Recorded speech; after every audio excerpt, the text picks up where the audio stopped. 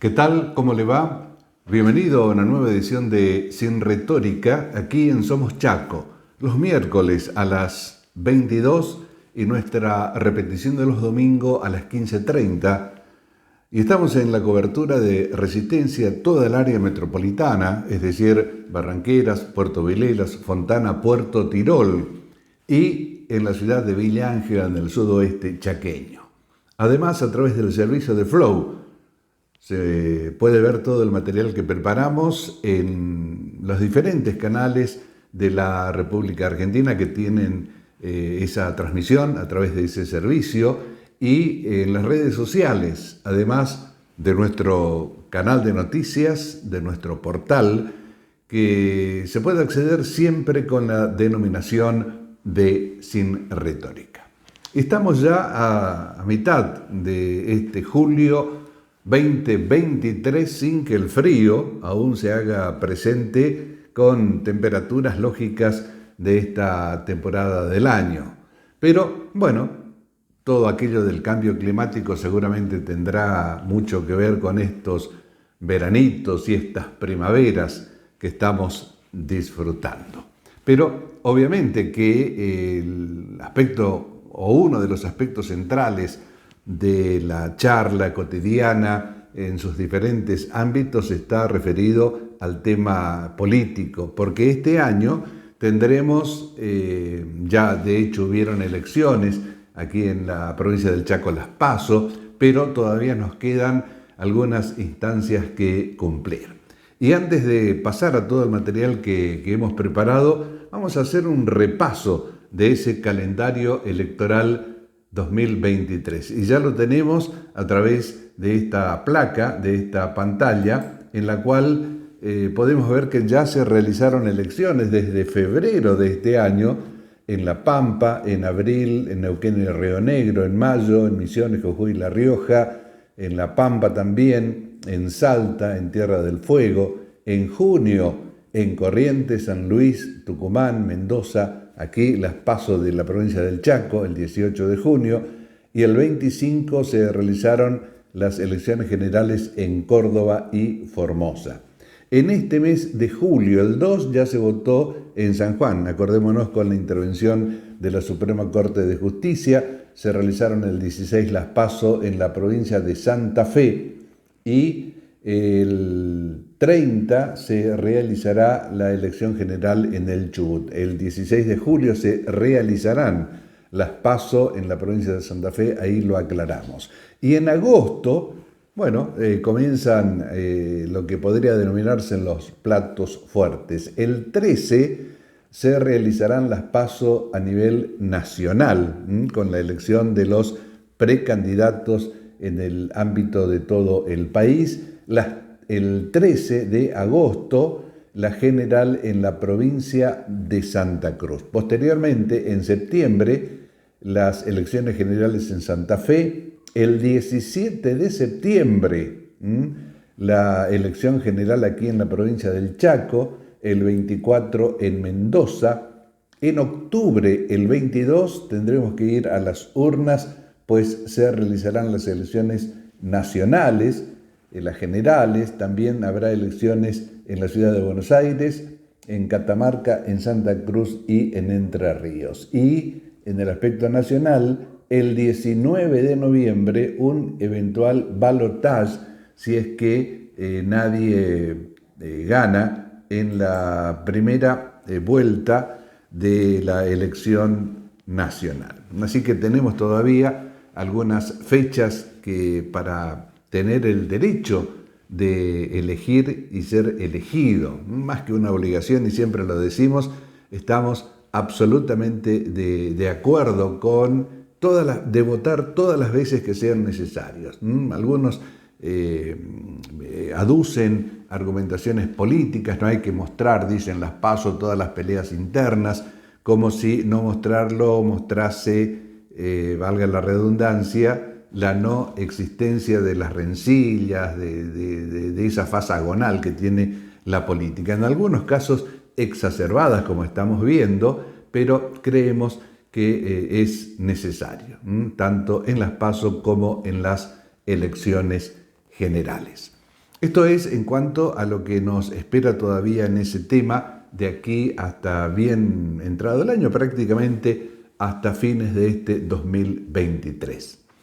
Pero queremos hacer mención en esta primera parte del programa a un aspecto que continúa preocupando y mucho y también concitando el interés provincial y nacional, como lo es el caso de Cecilia, la desaparición y posible femicidio que conmovió y que conmueve a todos, pero que también es cierto, en forma paulatina, en forma lenta, va perdiendo ese primer impacto, y era natural que así suceda, y asociándolo de alguna manera al aspecto de las elecciones de las que estábamos hablando, habrá que ver si para cuando se realizan las elecciones generales aquí en la provincia del Chaco todavía persiste en el interés de mucha gente, porque los pasos judiciales, los pasos de investigación se están acelerando y también el paso del tiempo justamente habrá que verlo como lentamente va desapareciendo. Y eso nos preguntamos, ¿significará o no algún tipo de incidencia en el comportamiento electoral de la ciudadanía, del Chaco en general y de la ciudad de Resistencia en particular? Recordemos también que con la espuma muy alta, en los primeros días se habló de todo, se hizo todo tipo de relación, muchas veces desafortunadas, de un hecho netamente criminal y político con, mejor dicho, de un hecho netamente criminal y policial con el aspecto político, que es casi inevitable que se lo efectúe, pero también pudimos ver que muchas de esas asociaciones o de esas especulaciones tuvieron y tienen un tinte absolutamente político, de sacar algún tipo de rédito, algún voto más en las elecciones, las que pasaron, las PASO y las que vendrán, las generales. Pero un aspecto que queremos resaltar, porque nos parece muy bien que se lo haga, son las medidas adoptadas por el gobierno provincial en cuanto al control y la fiscalización tanto de las asociaciones civiles como de las fundaciones, que es en las que tiene competencia el Estado provincial. Recordemos que las cooperativas y otro tipo de asociaciones dependen o tienen competencia nacional. En lo que refiere a la de la provincia del Chaco, el gobernador anunció la ampliación de los requisitos para la habilitación y posterior funcionamiento de esas asociaciones y fundaciones, agregando más rigurosidad, más especificidad en aquello que ya estaba reglamentado y que tenían que cumplir esas fundaciones y asociaciones. Seguramente a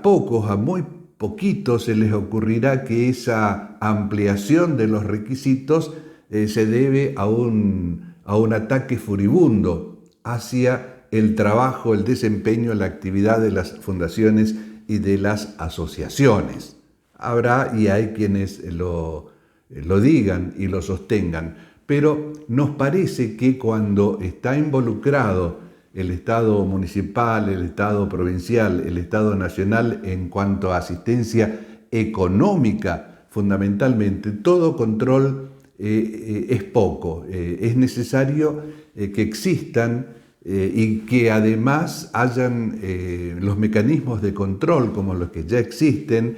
pero que los resultados de esos controles, de esas indagaciones, del cumplimiento por parte de las fundaciones y asociaciones con todo lo que se les exige, se haga público, que eso se efectúe en forma periódica, anual, por cierto. Porque creemos que de esa manera se muestra transparencia y se muestra efectividad en cuanto a que esas asociaciones y esas fundaciones cumplan el rol que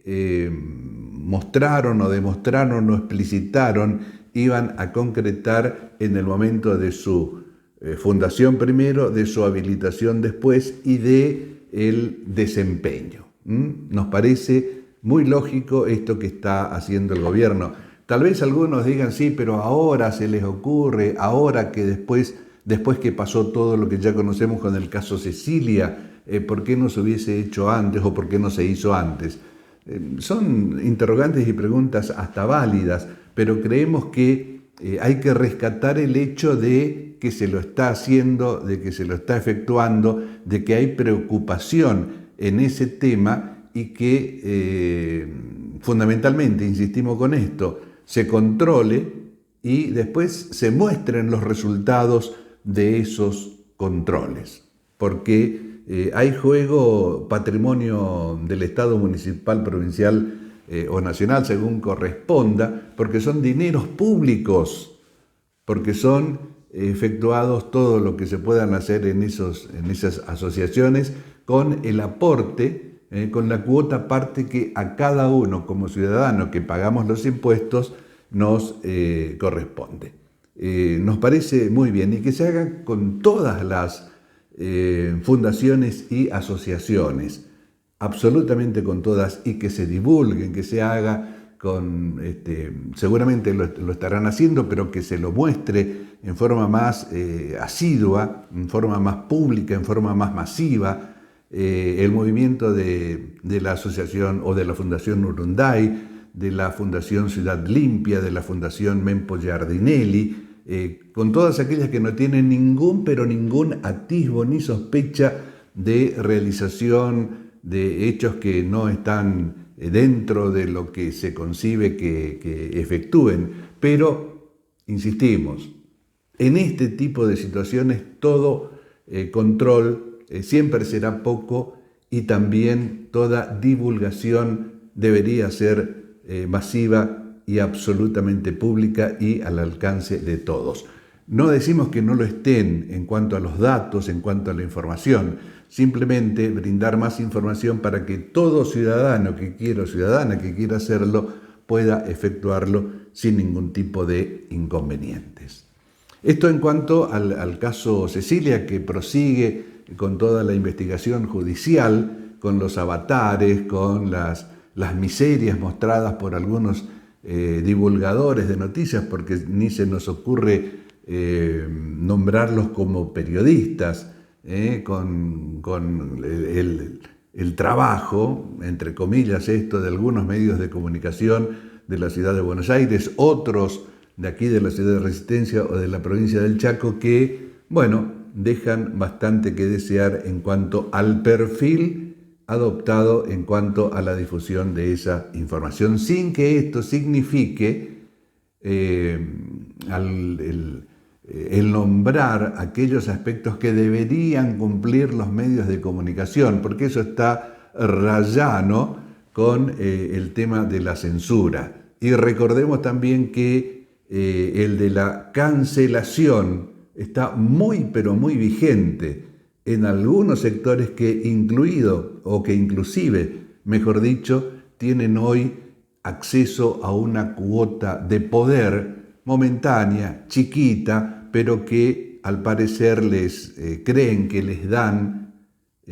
o que ese poder le da la posibilidad de prohibir, de cancelar y o de censurar. Hay que estar, creemos, ¿no?, muy, pero muy atentos a ese tema. Hacíamos mención a las elecciones del 2023 y ya están definidas prácticamente las fórmulas o las precandidaturas, y estamos hablando a nivel nacional, de los diferentes partidos y o frentes políticos. De Unión por la Patria será Sergio Massa, el actual ministro de Economía, acompañado por Agustín Rossi, que tanto, pero tanto barullo interno genera y generará seguramente. Y va a una interna con Juan Grabois, que creemos está puesto o fue puesto con una sola intención de decir hay diversidad en el amplio mosaico multicolor que es el peronismo o el oficialismo o con la intervención del kirchnerismo. También, si nos alcanza el tiempo, haremos alguna mención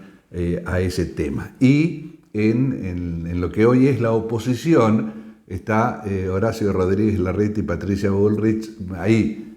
peleándose en forma permanente, piña va, piña viene, garrotazo te doy, garrotazo me das, hasta que se determine a través de las urnas quién tratará de acceder al Poder Ejecutivo Nacional en las elecciones generales de este año. Y queremos detenernos un poquito ahí en el tema de la determinación de Sergio Massa como precandidato. Usted leyó, usted se enteró, todo lo que se dice sucedió, porque también estamos sujetos, atados a la información que nos llegue a través de los medios de comunicación. Pero en función de todo eso, queremos hacernos algunas preguntas o algunos interrogantes que se nos ocurre.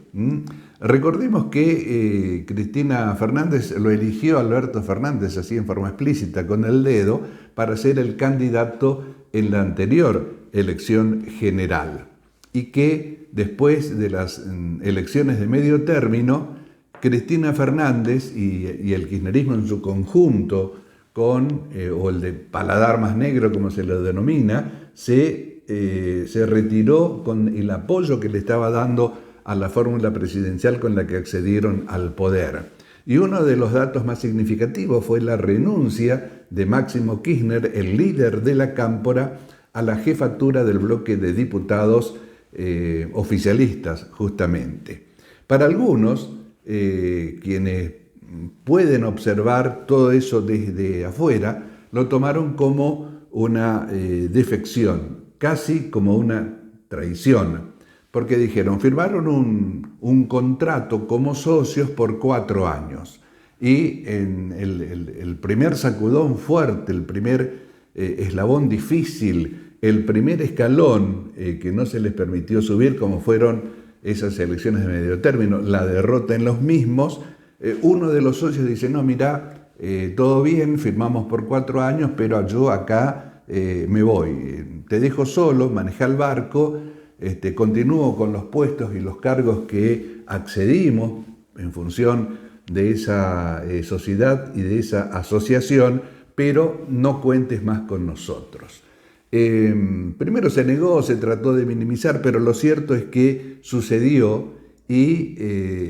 tiene su correlato, tiene sus efectos, tiene sus consecuencias, inclusive hasta el momento, casi 2 años después de aquel sacudón tan fuerte, aquella irrupción de crisis dentro de esa asociación netamente electoral o de ese frente electoral que sirvió nada más que para ganar las elecciones, pero que indudablemente no tuvo la misma suerte para gobernar en su conjunto. Cada una de las partes exponen las argumentaciones correspondientes de por qué se hizo eso, por qué no se hizo lo otro, por qué se abandonó o no fue un abandono. Lo cierto es que algunas figuras preponderantes del kirchnerismo, como Andrés Larroque, un ministro del gobierno de la provincia de Buenos Aires y alguna diputada, insultaron, vapulearon, solapearon a Alberto Fernández. Lo hicieron considerándolo a como un compañero o como un ex compañero, si usted quiere, pero en su función de presidente del Partido Justicialista de la Argentina. Y otra parte de la población advertía que ese ataque fuerte, furibundo, público, además se lo hacía al presidente de la nación, debilitando de alguna manera la fuerza, el poder que tiene como cabeza única, unipersonal, de acuerdo con la Constitución del Gobierno Nacional. No tuvo vuelta atrás todo eso y hoy, o hace pocos días, cuando se conoció la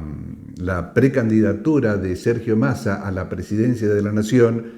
ese mismo sector del kirchnerismo nos preguntamos, ¿no? ¿Qué habrá sentido?